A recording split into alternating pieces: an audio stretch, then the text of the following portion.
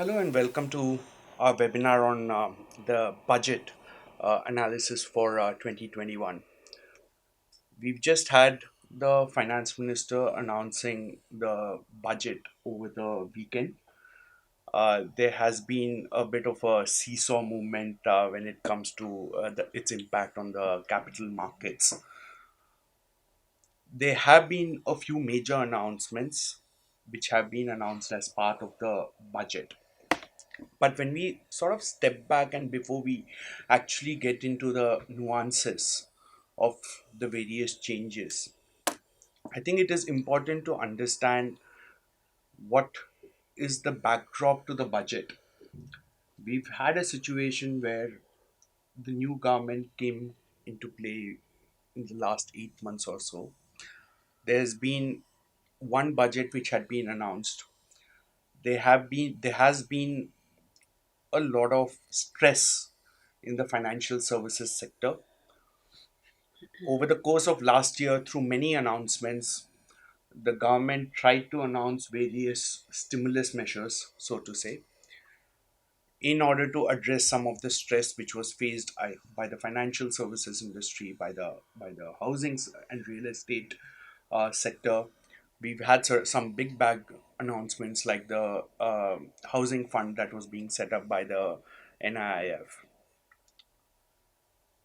And at the same time, we've also had a situation where the growth rate had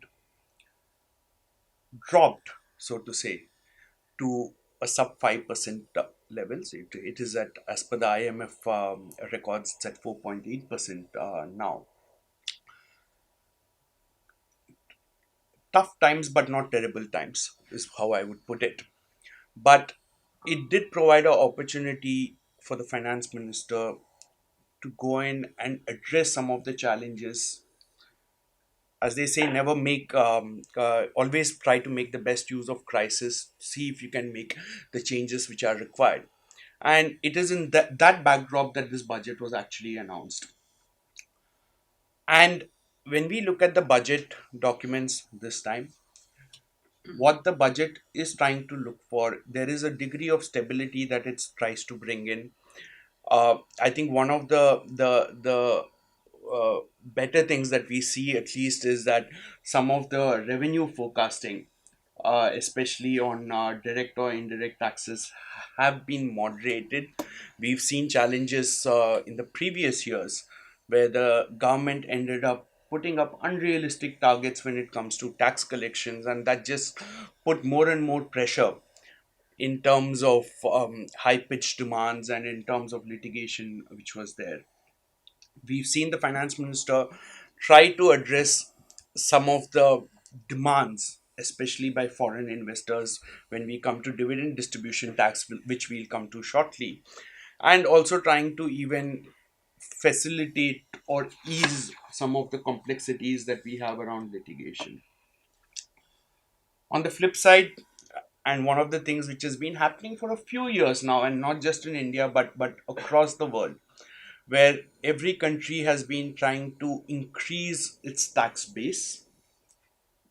And that's we've obviously at a global level you have the multilateral instrument which most countries or a large number of countries today have ratified. India has been at the forefront of some of the discussion around the MLI, and we have been looking at increasing the tax base, especially when it comes to the digital economy. The digital economy has effectively become what you call the new oil, right? Where people are trying to see, okay, how much can we, data has become king, and how much can we actually extract. And what we do find as part of the budget is sort of increase the scope of non-residents who can be brought within the tax net in respect of digital economy. And there are new rules in relation to attribution as to what portion of income will be attributed to India in respect of transactions or use of data from Indian users. That's another critical sort of piece in terms of what is changed. But with that, let me just start off and first pick up on the first big issue, which is really the removal of dividend distribution tax and moving to a dividend withholding tax. And that's where I like to bring in Parul, who co-leads the international tax practice. Parul, over to you. In terms of, this has been a big bang reform, a lot of something which a lot of people, at least the foreign investors, have always sort of looked for this change, and there has been a lot of discussion even at the MOF level. So why don't you just walk us through the changes and how it's going to have an impact on different subset of investors, whether domestic or foreign? Over to you, Parul. Greetings, everyone. Yes, this is the first big bang proposal of the budget. It was anticipated to come in. There was enough media speculation that the finance minister is going to do away with with the kind of an unorthodox proposal of a dividend distribution tax. But before we really get to the impact that it has on domestic as well as foreign investors, let's just walk through, what the dividend distribution tax is and, the flip-flop on dividend taxation that that India has really been facing. Dividend distribution tax, as probably, all of us would know, is a tax which is paid by an Indian company at the time that it distributes dividends to its shareholders. Shareholders are subsequently exempt from paying any taxes on the dividend. But also on the flip side, they are not able to take credits, whether domestic tax credits or credits in their home country for foreign investors, or even take the benefit of a lower rate of withholding tax, which is provided under most of the tax treaties that India has entered into with its counterpart countries. Dividend distribution tax, the rate is approximately 20%, and then one would apply the domestic tax law, the corporate tax rate along with the dividend distribution tax. The cost of doing business in India could be as high as close to 40% without availability of any tax credits. When this was first introduced in 1997, the whole idea was to simplify the tax regime and to really make the company responsible for paying the taxes as compared to the shareholders, and just make it simpler from a compliance perspective as well. There were a few flip-flops in between. 2002 it was discontinued but brought back in 2003, and now 17 years later we see that finally dividend distribution tax has seen the end of its life. What this really means, and there were quite a few complications where dividend distribution tax is concerned. There were a lot of technical issues with respect to whether this is a tax which is paid by the company on behalf of the shareholder, or is it a tax paid by the company? Is it really a tax on dividends, or is it really a tax on profits distributed by the company? And a lot of these complexities had an interplay with Section 14A, which does not allow taking any deductions against tax-exempt income and under tax treaties. Now, if we look at what the budget proposes to do, is remove the dividend distribution tax altogether, and instead the shareholder would be responsible for paying taxes on the dividends received from the Indian company. This is definitely a welcome move, because what it really does is that taxpayers are accordingly, they pay tax as per their status, whether they are foreign investors or they are domestic players. Even if we look at, bodies like alternate investment funds, while there was no tax paid at the AIS level, but when they distributed tax to shareholders, there was still a 10% withholding tax, which would still exist, but at least, the dividend distribution tax would go away. What it would really do for foreign investors is that foreign investors would now be eligible to get a lower withholding tax rate under the provisions of a tax treaty. So, for example, Mauritius has a lower rate of 5%, and Singapore has a lower rate of 10%, provided 25% shares are held by the foreign entity. Of course, in order to claim the lower rate of tax, the foreign entity will have to demonstrate that it is the beneficial owner of the dividend. And eligibility to claim treaty benefits, especially in the light of the multilateral instruments, will be that much more important.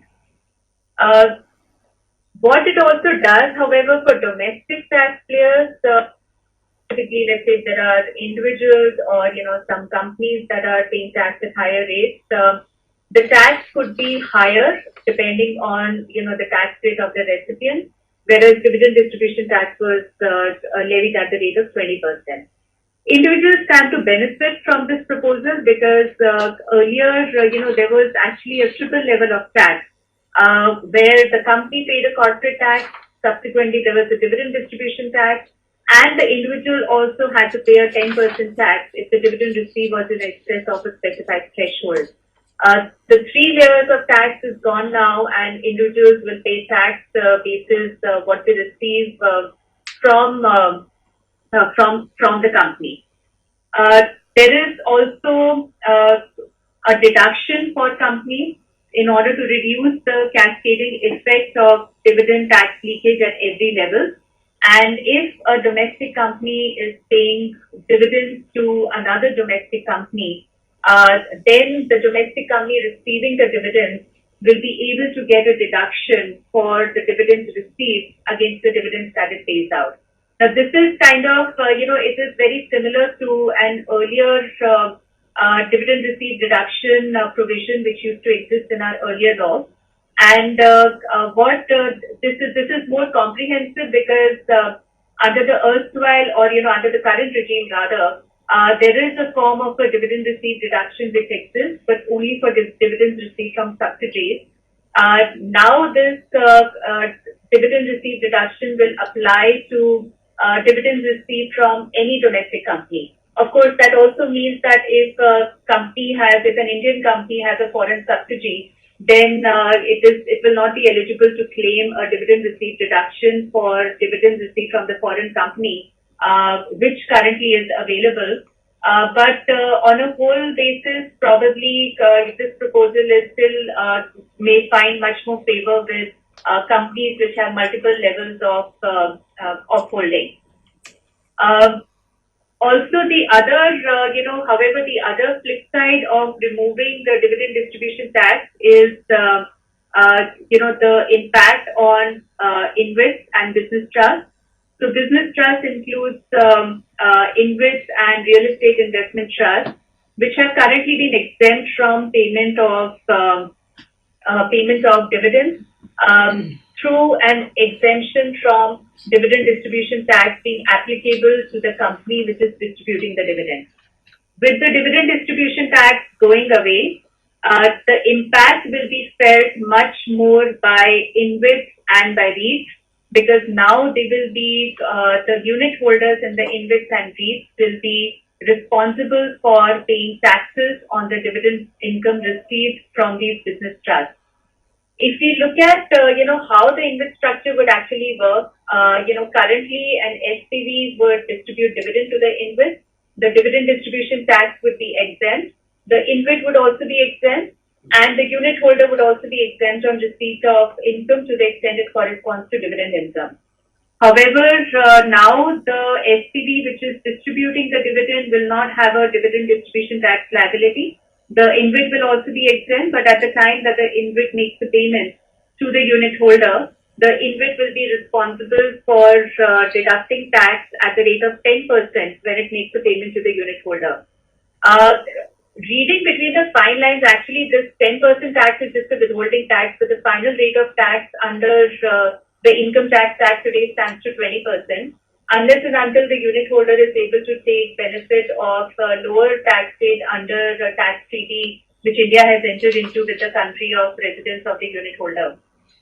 If you look at, a very typical investment structure, there would typically be, funds or a sponsor based in, let's say, Singapore, which would invest into an InvIT in India.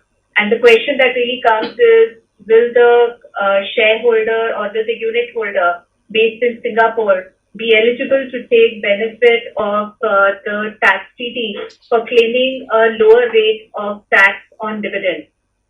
Interestingly, most of the tax treaties, in fact, all of the tax treaties that India has entered into, provides for a lower rate of tax provided the dividends are distributed by a company to a shareholder. And in this structure, it will be the business trust or which will be distributing the dividends to the unit holder. A harmonious reading of the Income Tax Act along with the treaties, including the context in which the treaties are really entered into, and the whole context in which the dividend article has been negotiated. Possibly, it's possible to argue that one should still be able to get the benefit of the tax treaty, but nonetheless, this should be a litigious point when it comes to claiming treaty benefits. So that's on the impact of the dividend, with respect to invest. Another benefit of, the new regime for dividend taxation is that a person who receives dividend income will also be able to claim expenses against the dividend income, which was earlier not allowed. These expenses are in the nature of, the only permissible expense is interest income, and provided it does not exceed 20% of the dividend income. But nonetheless, this is an extremely welcome move, because for investors who are borrowing to invest in companies and they ultimately then earn the dividend income, they should be able to, claim the benefit of they should be able to claim the benefit of the new provisions to claim a deduction against the dividend income which is received by them. I think, Rajesh, over to you. This Sure. is, I think overall the dividend regime is favorable, and it's a positive step. Probably the provisions for the InvIT could have been more thought through, and we could have expected some relief there. But overall, this is a good move that has happened. Sure. Thanks, Parul. So when we sort of step back and break this down into pieces, right? You have a for foreign investors or foreign corporates, for example, who have captives or subsidiaries in India. One of the biggest challenges has been the fact that because of the high cost of repatriation, there is a lot of block cash which is sitting in India. Uh, in the past, there have been structures such as buyback of shares, and where they try to claim treaty benefit. Some of those matters are currently in courts right now for on the question of eligibility to treaty benefit and tax avoidance. So the first set of beneficiaries, so to say, are the foreign corporates who are looking at, or who have subsidiaries in India, and there is a block cash issue where they can repatriate now and just pay the treaty rates and get a credit in their home jurisdiction. The second set of beneficiaries are probably private equity investors, leaving the InvIT issue aside for a minute. But anybody who's looking at a yield play, uh, uh, traditionally they've just been relying upon interest upstreaming, but now there is a possibility that dividends can also be a manner of distributions. On the flip side, I think the negatives, as Parul rightly said, is that on possibly on closely held Indian companies, there may be a reluctance in terms of distribution of dividend, because the overarching tax rate, when you include the corporate tax and the tax on the shareholder, especially if the shareholder is a resident, can be significant. So they may prefer not distributing dividends but rather use it for further investment from the company directly. And the fourth category, which is the tricky category, which we hope that the government will probably address, is in respect of InvIT unit holders, where the whole pass through has where we've now had a situation where earlier there was no dividend or no tax on upstreaming from the SPV under the InvIT. Now you have a situation where that has also become taxable. Whether it was intended or unintended, we do have to see in terms of what discussions happens with the government on this particular change.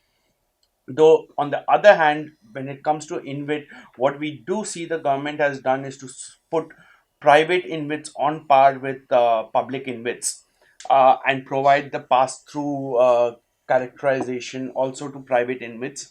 What we have seen over the last year and a half is that private InvITs have generally been a preferred route, especially for foreign investors. And what we do see is that the government recognizing that we can put the private InvITs on par with publicly listed InvITs as far as the pass through is concerned. So on the regulatory side, we've had some good changes insofar as InvIT is concerned, but on the dividend taxation, we do see a challenge suddenly arising, even though it may have been, even though that's subject to hopefully discussions with the government. Uh, Parul, I think since we are on the topic of foreign investors, I think there have been changes which have come in respect of provisions relating to indirect transfer and also provisions relating to fund managers in India who are managing funds established offshore, and that's again some of them seem to be changes to sort of ease out some of those provisions. So, would again like to rope you in terms of explaining those changes. Yeah, sure. So, like Rajesh mentioned that what is really happening in the budget is the regulatory changes are being tied in with the tax changes, and which is what we saw for the InvIT. Because SEBI had permitted, privately held InvITs from 2019, so the corresponding change was made in the tax law or proposed to be made in the tax law in this budget. There is a similar change which has happened for STIs, and last year, September 2019, the SPI regulations of 2014 were repealed, and SEBI came out with new regulations for SPI registration, which were called the 2019 regulations. What these regulations did was they actually condensed the categories of the SPIs.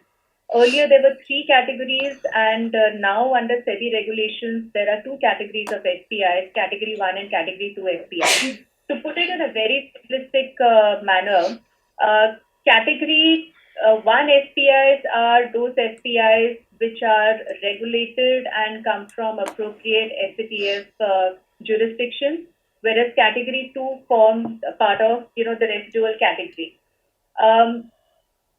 If we look at jurisdictions which form part of the category 2 category, Mauritius is included in a category 2 because Mauritius is not really an FATF jurisdiction, and unless and until at least 75% of the investors in a Mauritius fund are from an FATF jurisdiction, a Mauritius entity will not be able to qualify for a category 1 SPI license.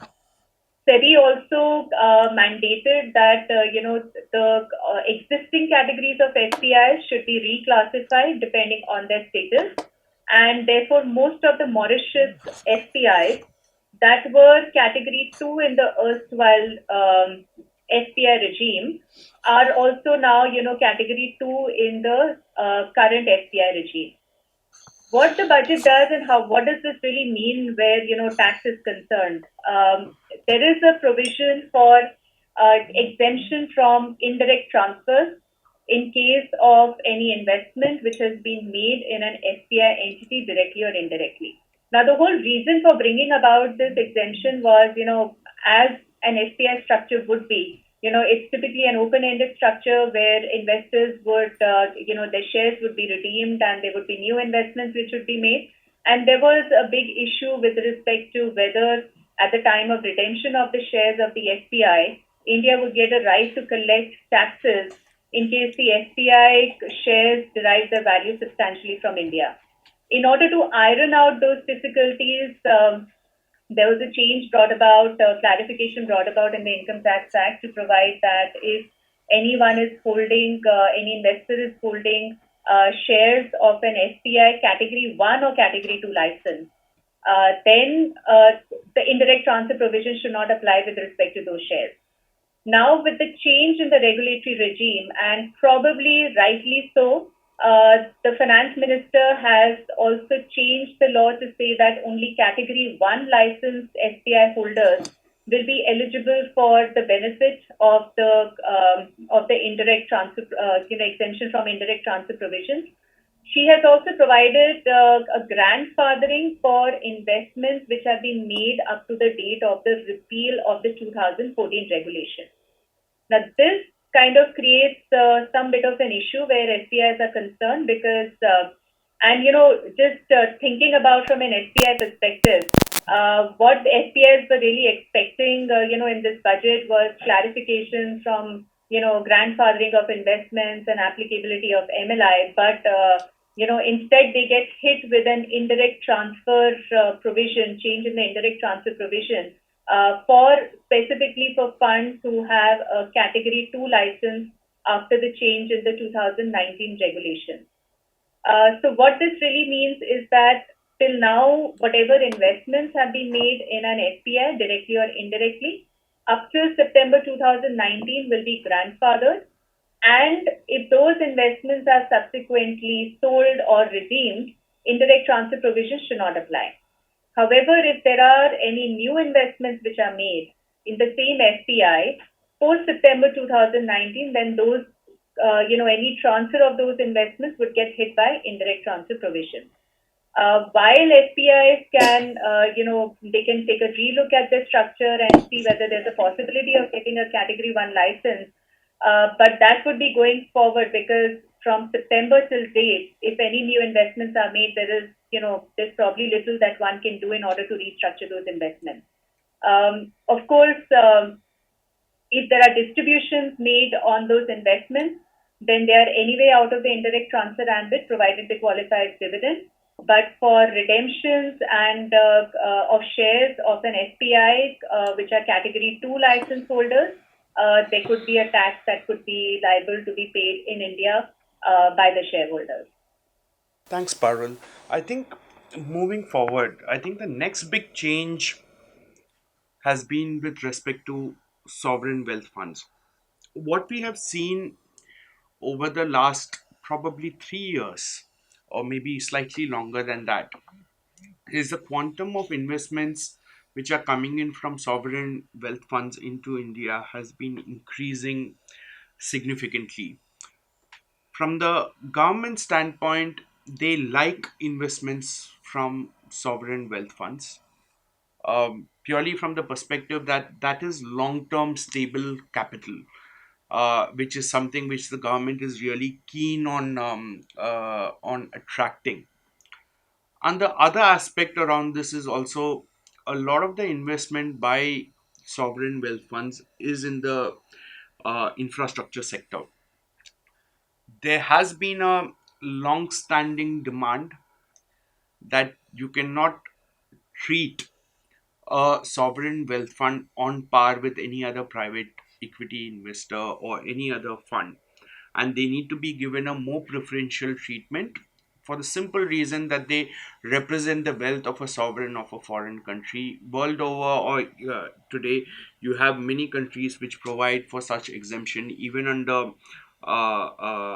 international law principles. When we look at it, the fundamental principle that one sovereign cannot levy tax on another sovereign also comes into play.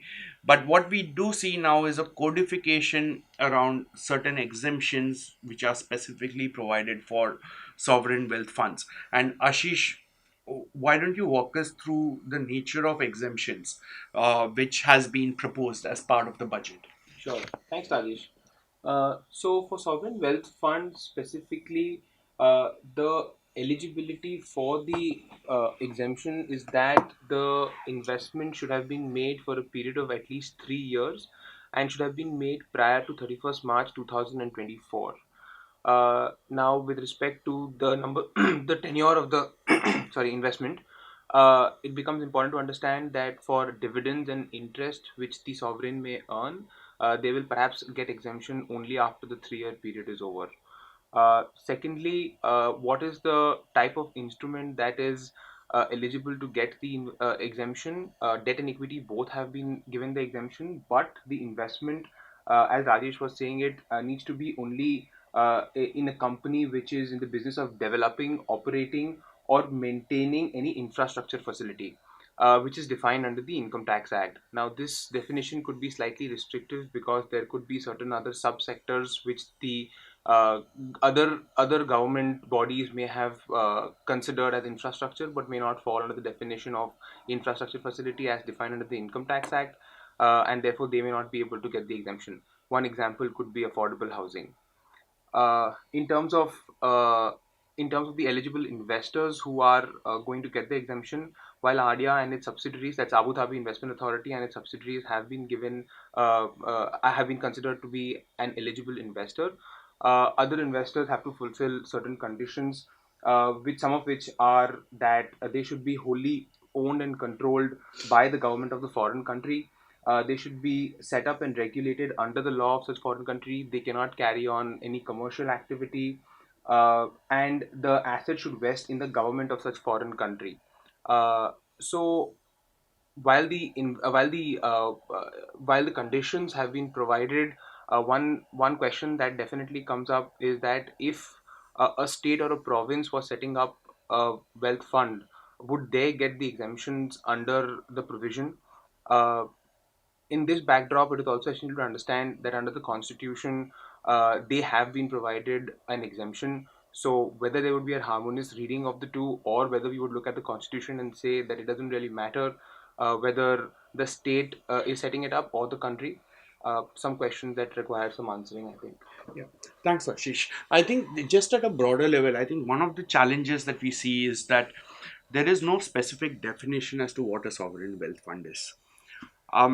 Would mere control or vesting of the property with the government of a foreign state, whether central or at a state level, depending on whether it's a federal structure or not, whether that would suffice for something to qualify as a sovereign wealth fund. One question that comes up is that a lot of pension funds, right, which are sometimes set up for the benefit of certain persons or even government employees in a particular state, would those also qualify as sovereign wealth funds? Would you look at the fact that the control of the fund is vested with the sovereign or a authority which is delegated to by the sovereign, and with the mere fact that even though the benefit may be for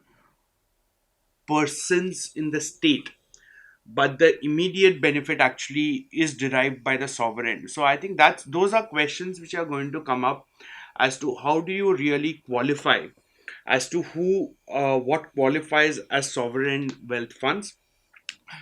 What would probably have been appreciated is a clear definition around it. The fact that that there are going to be notifications issued by the government in respect of the sovereign wealth funds seems to indicate that there would be uh, discussions happening at a state level in terms of which entities of which countries or states would be notified as sovereign wealth funds. So this is a space that we will need to keep watching. Purely when we look at the sheer quantum of capital which is expected to come from SWFs. The next issue, and just to sort of introduce the topic before I sort of go to Gauri, is the increase in tax base when we start looking at the digital economy. What we've had, and over a period of time, I think India has been ahead of the curve, so to say, when compared to a lot of other countries when it comes to taxation of the digital economy. A few years back, we introduced the equalization levy, which effectively provided for a flat rate of tax in respect of certain payments made to non-residents for advertising and other few notified aspects. We were probably one of the first or the first country to levy a tax along those lines. A few other countries have sort of taken that and sort of tinkered around and introduced similar levies.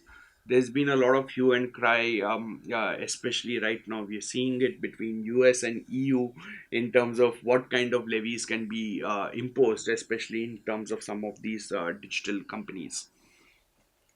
Post equalization levy, you had discussions around the BEPS process, which is the base erosion and profit shifting, and where a lot of discussion has been happening around increase of the tax base, especially in the context of digital economy.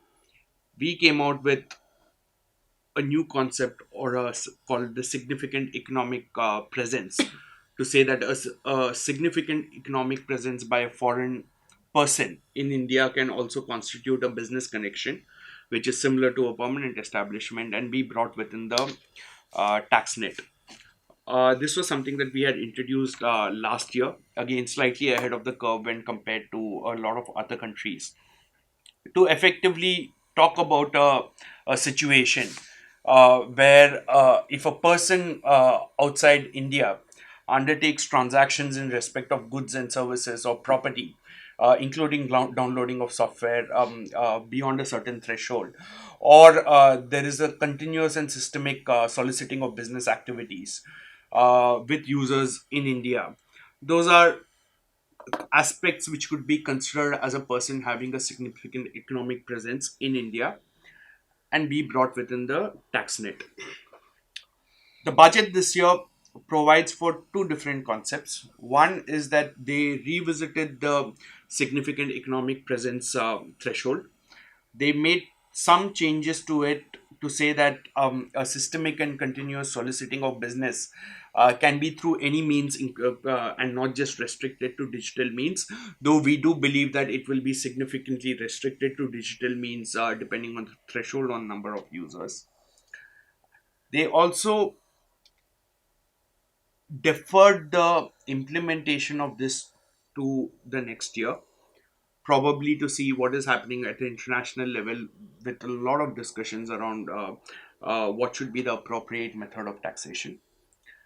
And the third thing that they did was to introduce attribution, the concept of attribution, to make it much more granular. The earlier provisions just talked about whatever is attributable to India will be brought within the tax net. Whereas in this budget, what they have really gone into is that how do you determine what is attributable to India? And this is where I think some of the challenges really come in, because when we see the changes that they have made in terms of what income will be attributed as income accruing or arising in India, and they talk about things such as a direct a targeted advertisement towards persons who reside in India. They talk about any sale of data collected from a person who resides in India or who uses an IP address from India. And they also extend it to a B2C scenario to talk about sale of goods and services using data collected from persons who resides in India or who have an IP address in India. So effectively, we have a situation where collection of data and any income derived from sale of data is taxed, which covers B2B operators, and it takes it one step ahead to tax B2C operators, so that anyone who uses data collected from persons in India for the purposes of sale of goods and services are also brought within the tax net. And Gauri, at this point in time, I'll bring you in. Data has been a point of debate for the last 2 or 3 years, not just on the tax side of it. We've had a lot of changes on data privacy regulations. You've had the Sri Krishna committee report. I think two questions to you. One is that how do you see the interplay happening between the non-tax regulations and tax regulations when it comes to data and taxation? And the second aspect around it is that how do you see the impact, especially looking at the business models which are there, as to whether these provisions will actually be will work effectively, or does it have a lot of ambiguities around? Sure. So thanks, Rajesh. My being an IP and a data lawyer, my issue has always been that with the tax and the tax authorities, is that they just don't understand business, right? So so when we talk about ease of doing business and simplifying things and all of that, the fundamental requirement that to that is to understand the business. And when I see these provisions, wearing my, say, a IP or a data protection lawyer hat, and also understand other one, probably who understands business to an extent, to see that there is complete lack of consistency in the manner in which this entire thing is playing out. Right from the definitions, what do you mean by a user? At one place you use the word a person in India, then you use the word user, then you use the word customer, then you talk about access to through IP address. So I think the complete chaos in this 1.5 pages that has been created, to my mind, uh, as you rightly said, let's take an example of a cloud service provider, right, who has say complete their servers and everything outside India. So that is a non-resident. You have Indian, it's an enterprise customer in India, who is going to sort of host their data on that particular server. And when you see this wording which says that including provision of download of data and software, so it is my own data as an Indian sort of enterprise which I'm hosting on the cloud and I'm downloading as and when required.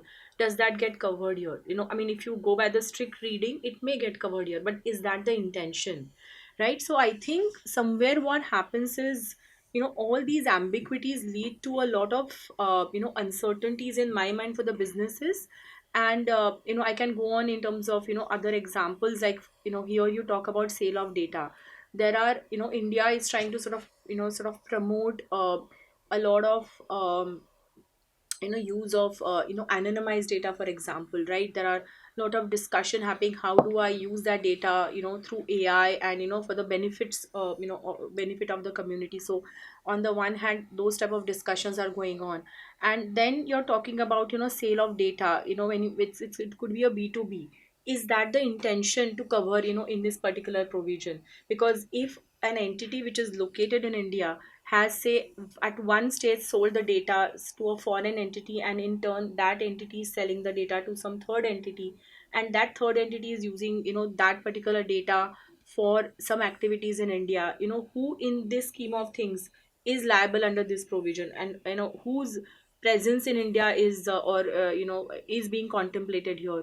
So I think there is there is a lot of confusion here in relation to that. Similar confusion we saw under the GST regime, when you had, a foreign entity directly providing, certain digital services in India.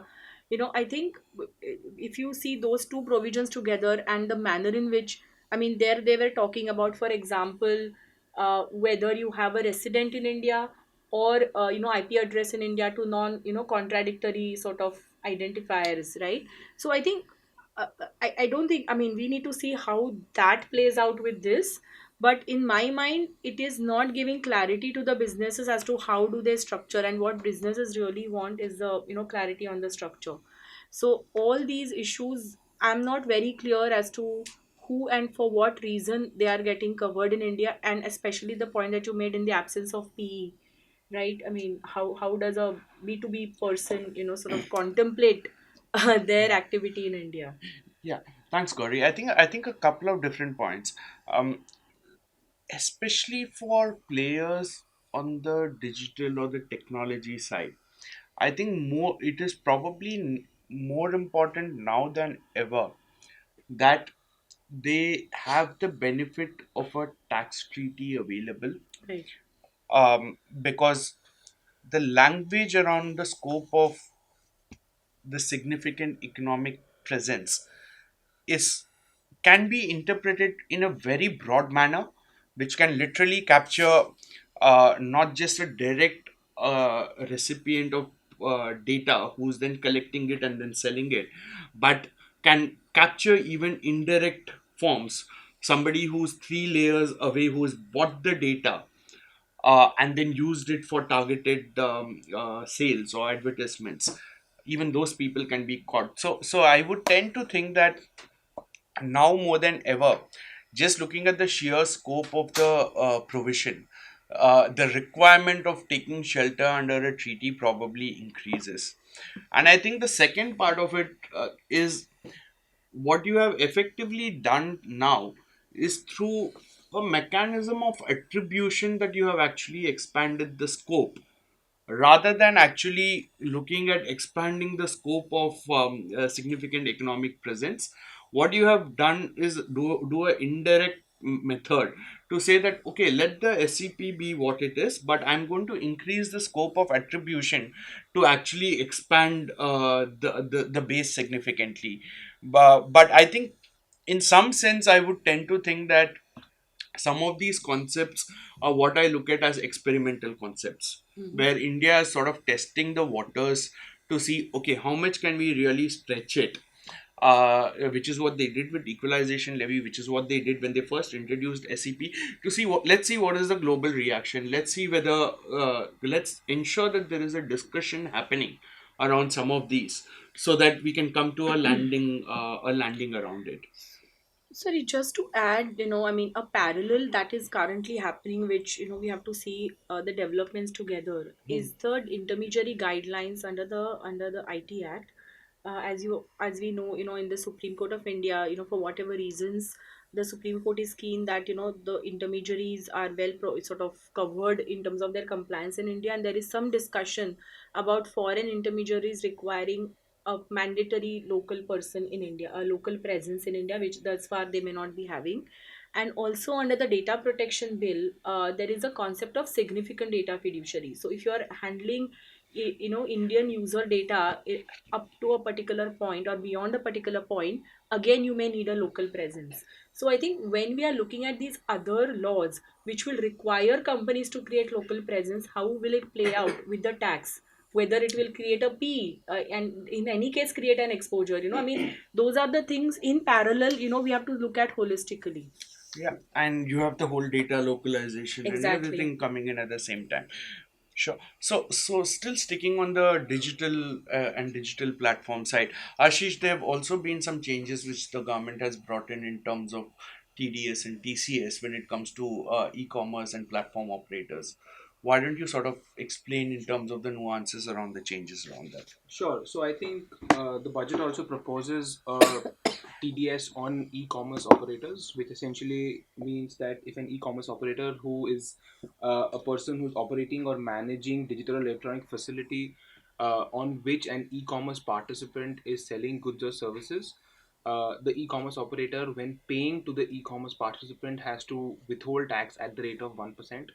A couple of final points here that first, the e-commerce participant needs to be a resident Indian for the withholding to be applicable. That means if the e-commerce participant is a foreign resident, then this withholding provision is not applicable. The second point being that while the withholding tax rate seems to be quite small at 1%, uh, from a perspective of selling goods generally where there is no withholding tax applicable, this provision seems uh, slightly incorrect for those small e-commerce participants who are selling goods on these platforms. Uh, and from a cash flow perspective, this may really matter to them. From a services perspective, and this I will tie into the new provision that they have gotten for fees for technical services. Now, under 194J, when a payment is being made to a resident, there is a withholding tax currently applicable at the rate of 10%. 194J provides for various services, including for fees for technical services. Now, off and on, we see that the withholding tax rate instead of 10 is being used as 2%, which is under another provision of the Income Tax Act, which provides that for work you need to withhold 2%. Now, the government has gone ahead and said that for fees for technical services, your new withholding tax rate would be 2% and not 10%, which is a welcome move. And from that perspective, if we look at the TDS on e-commerce provision, if the service is being provided by an e-commerce participant on the e-commerce platform, then the rate would be 1% and not 2%, which is an added advantage for those selling on an e-commerce platform. No, I think. Yeah, yeah, Gauri, similar problems. Yeah, You similar always problems. have issues on what do they intend to cover. Yeah, I think first of all, my question, when I read this provision to Rajesh was, what is the mischief, that is tried to be addressed, if at all, here? Because in a digital scheme of things, honestly, there is complete transparency, right? So if the government wants to see whether there is any tax evasion or otherwise, they could get the complete data of the seller's, transaction history, and see whether there has been any tax evasion. So what I was told that, it is probably is just an acceleration of tax collection, but in my mind it creates huge sort of operational issues for this. Number one, as you rightly said, okay, the sellers may be only located in India, but what about the platforms? Because there are so many cases where the platforms are located outside India and they are connecting the buyer and seller within India. So that means you are creating a heightened kind of a compliance burden. And honestly, we are working on several structures which are going to get into question mark when they say that, okay, a foreign based platforms now will have to do that compliance in India. That is question number one. Question number two is, I think they have completely missed one of the key stakeholders in this entire scheme of things. The way things work is the payment intermediaries. Because if you really see, sometime back in 2009, the Reserve Bank of India came out with a particular guidelines on the intermediaries, because they started realizing that these sort of intermediaries are collecting the payments from the seller, from the buyers, and putting it to the sellers. But they wanted to sort of protect the participants, both seller and buyer, so that there is timely payment and there is no sort of misappropriation of funds. So they in fact brought in this concept called nodal account, where if I'm making a payment to, say, you on a platform, that money will in fact go to the bank's nodal account, from which there are allowable debits and credits. So the platform will get its fee, the merchant will get its sort of fee, and if there is any other person to be made payment from that account, the instructions are given. Now the contemplation under 194O is that it is the participant getting paid by the platform, which honestly is not always the case. The payments are made through bank's internal nodal account. So the question is, how is going to platform comply, because it is not in the platform's hands to make the payment. Secondly, if there is a 100 rupee payment being made, there are certain other sort of stakeholders who are getting their share of the fee, and the seller may end up getting, say, a 90 rupees out of that. But the TDS is being cut on the gross, is what I understand from this. So that is the second issue I see. The third issue I see, that yes, they have given exemptions to individuals, but they're completely forgetting in India the secondary market, right? So I'm making a sale of a car which may go beyond 5 lakh as an individual. And even in that case, that means, the compliances for all these secondary, platforms that they have, I will not take the names here, but you all know who they are. So all of them may get hit, from a compliance perspective. And honestly, as a seller of a car, I mean, how do I get, sort of, why do I get a deduction on that? The fourth issue I see is on the returns. Now, honestly, I've looked up the numbers. For example, in the garment sector itself, there is 40 to 45%, 40 to 45% return. And if I'm returning the product, say, within, and typically 15 days, right? So if I'm returning a product and I'm getting my money back as a user, or a purchaser, but the seller's TDS has been cut and deposited as well, because you need to deposit within a particular time, at the end of the month.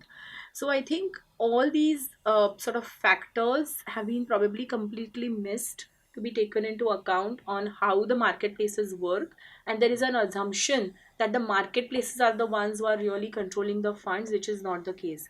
And as you know, some of the marketplaces do have their own wallets. When I say wallets, typically what they have is all these, because these are regulated entities by the RBI, the payment sort of facilitators. They may be in the same ecosystem or a group company, but they are typically separate entities. So just to visualize, to say that, okay, X, pay, you may see it's the same brand, but honestly it's a completely different legal entity, doing that aspect of the payment. So which in my mind has unfortunately not been taken into account.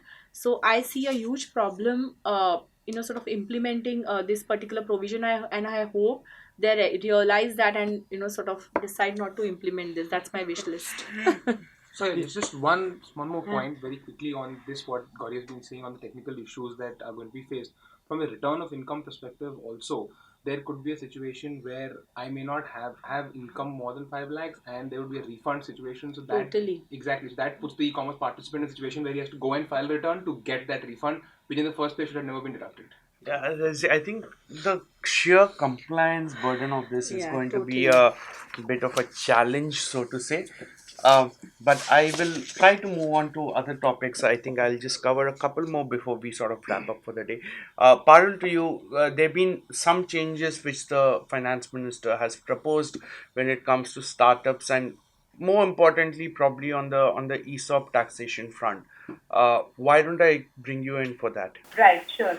Yeah, so startup has always been, close to, the Prime Minister's heart and, also the SM's heart. There have been two sets of changes. One set of changes corresponds to the tax holiday, which is available to startups currently for 3 consecutive years out of 7 years. And that has been changed to 3 out of 10 years. Eligible startup should not have a turnover of more than 25 crores. This 25 crores is being proposed to change to 100 crores. But honestly, this does not really seem to be, something which is being done for, really extending some extra benefit, because the government had anyway extended the definition of startup to mean an entity which has been incorporated for 10 years, and had it always, already increased the turnover limit from 25 crores to 100 crores.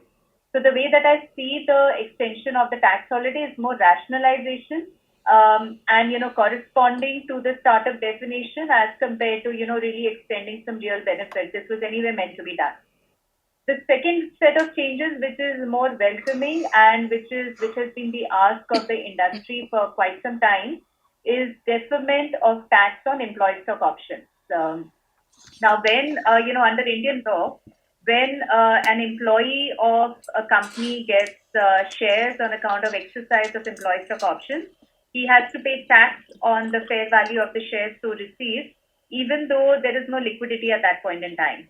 And very typical for in case of a startup scenario, uh, startups are known for incentivizing employees by issuing employee stock options. They are the ones who really cash crunched, and ESOP is the tool to really get good employees and to incentivize them to work harder for the company.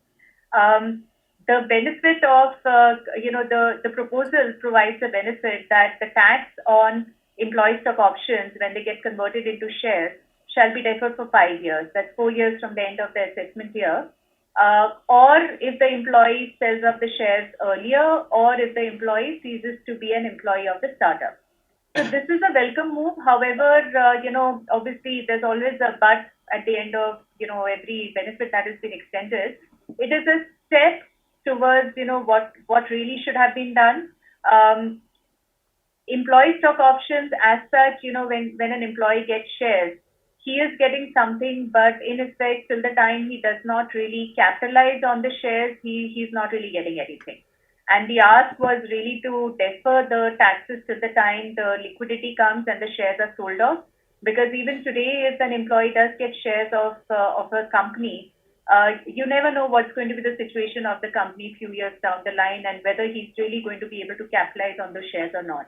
So possibly, a good step would have been to do away with the perquisite taxation at the time of receipt of shares and tax completely at the time of sale of the shares. But nonetheless, it's a step in that direction, with also a sort of, a bit of a lacuna, or a bit of provision which says that the eligible entities have to be registered startups. So it's not really available to every entity which qualifies as a startup as a definition, but it needs to get an IMB certificate in order for the employees to qualify for these benefits. Thanks, Parul. And before we sort of wrap up, I think the other key changes which I think are probably going to be relevant, the government has come out with tax amnesty or a tax settlement scheme. The details of that will be announced shortly, where uh, you have the ability to only pay the tax amount on any disputed matters till 31st of March of this year, and maybe pay the tax with a small charge if you decide to settle the matter between April and June of this year, in relation to all past disputes, irrespective of which level or which authority it is at. The government did face some positive inflows or settlements last year when they did a similar scheme for indirect taxes. We will need to see the fine print to see whether it is a workable proposition, so to say, because with the sheer quantum of tax litigation in the country, at least having a settlement or amnesty scheme sort of does help quite a bit. Though the challenges will still be there, especially when there are high pitched demands. There have been a few other changes in terms of changing the test for residency to capture to provide for a lesser number of days test for non-resident Indians. There have been clarifications which have been issued, but at least I'm not going too much into details around that right now. But I think with that, let's open the floor for questions and see whether if there are any questions which have been raised. Thank you very much. We will now begin the question and answer session. Anyone who wishes to ask a question, you may press star and one on their touchtone telephone. The first question is from the line of Rujit Puri from Kotak Mahindra Bank. Please go ahead. Yeah, hi. Thanks, everyone, for the insight. Just one quick question I had was, you mentioned about the business trust invests in REITs. So for a foreigner or an NRI, you mentioned the TDS is 10% and the dividend tax liability is 20%. Unlike if anyone receives a dividend in any other form, then it will be added to his income. Is that the understanding, or is that my understanding correct? Yeah. So I'll take that question. So when a business trust or an InvIT is going to distribute dividend to a foreign person, the withholding tax rate which has been proposed under the budget is 10%. However, that's the withholding tax rate. The tax rate for a foreign person who is earning dividends from India is 20%. And actually, probably there should have been a change there because, usually when any income is distributed to a foreign person, the withholding taxes rate is typically the final rate of tax. But unfortunately, and that's, section 115A, no change has been proposed within that section to provide for a lower 10% rate of tax on dividends which are distributed by the InvIT to a foreign person.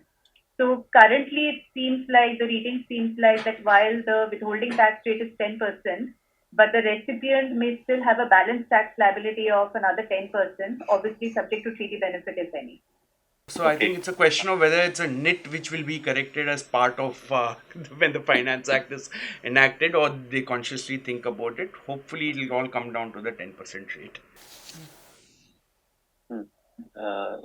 Sorry, just to add that. So if it was not an InvIT, if it was just a mutual fund dividend, in that case, the withholding tax is 20%, and the tax liability would be depending on the tax slab. If it's an individual foreigner or an NRI. Is that right? Yeah, that should seem to be right. Okay. Thank you. So any closing comments? I think